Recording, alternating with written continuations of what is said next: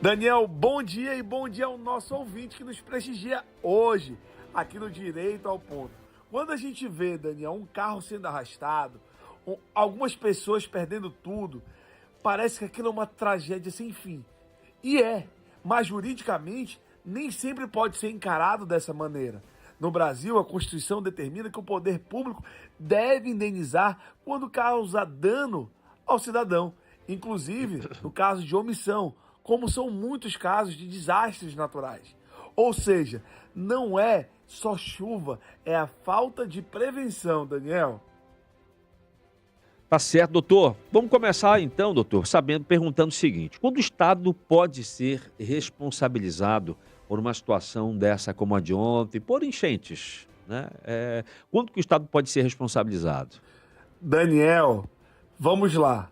O Estado, quando eu falo Estado, eu quero falar da União, do Estado e dos municípios, podem sim ser responsabilizados quando o prejuízo não vem só da chuva, mas vem da falta de ação da administração pública, do poder público.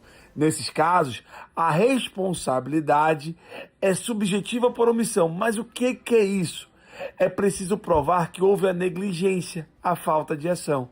Um exemplo prático são os bueiros entupidos, a falta de drenagem, obras que nunca saíram do papel.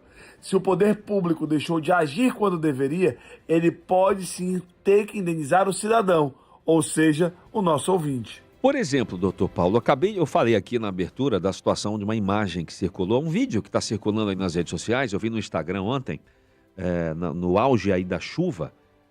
Eu vi um carro, estava numa garagem, né? E o carro estava praticamente embaixo d'água. Outra imagem que eu vi, e a gente, quando acontece muita chuva, quando é enchente mesmo, a gente vê carros sendo levados aí pela água. Carro danificado por alagamento. Dá direito à indenização, doutor? Daniel, essa é uma ótima pergunta. E dá sim, desde que fique comprovado que houve a falha do poder público.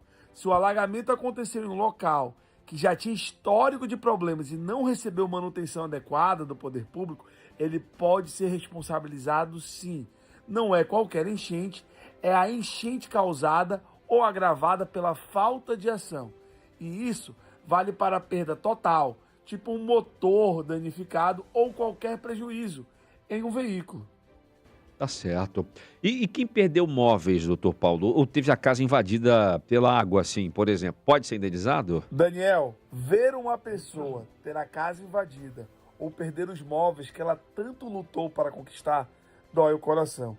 E a resposta é sim, ela pode ser indenizada, inclusive nos danos materiais e morais. Mas tem que ficar comprovado que aquela área já era conhecida de alagamentos, que não houve medidas de prevenção, ou seja, o Estado, a Prefeitura ou a União foi omissa e que o poder público não teve ação, se manteve inerte. A indenização é possível sim. E isso inclui tudo: imóveis, móveis, eletrodomésticos e até o sofrimento causado pela situação. Entendi. Doutor, então, de quem é a responsabilidade por evitar esse tipo de problema? Daniel, a responsabilidade principal é da municipalidade. A Constituição determina que cabe à prefeitura cuidar do planejamento urbano, da drenagem e da manutenção da cidade. Isso inclui limpezas de bueiros, obras de escoamento e planejamento urbano adequado. Além disso, o poder público também deve atuar na prevenção, com a defesa civil, alertas e monitoramento. E aqui a gente tem visto um trabalho em toda chuva, em toda ocorrência, a gente recebe os alertas da Defesa Civil. Mas é necessário outras obras e outras políticas públicas em conjunto. Tá certo, doutor. Então, como eu sempre lhe pergunto no final das nossas conversas, o que que a pessoa precisa fazer, então, para buscar esse direito, hein? Vamos lá. O primeiro passo é provar o que aconteceu. Depois é registrar com fotos e vídeos os alagamentos. Também é importante o registro dos danos. Notas fiscais ou orçamentos são importantíssimos e testemunhas são rotinas em processo. Se possível, também é necessário acionar a Defesa Civil. Isso fortalece muito o caso. E atenção, existe um prazo para ingressar com esse tipo de ação. É de 5 anos. Quem demora pode perder o direito. Tá certo, tá bom. Então tá aí, doutor Paulo Feitosa, advogado, trazendo essa situação pra gente, explicando aí pra você que tá ouvindo a difusora sobre, enfim, esse tipo de prejuízo, de indenização, né, que as chuvas podem trazer e causar para nós. Doutor Paulo Feitosa, mais uma vez um bom dia e muito obrigado.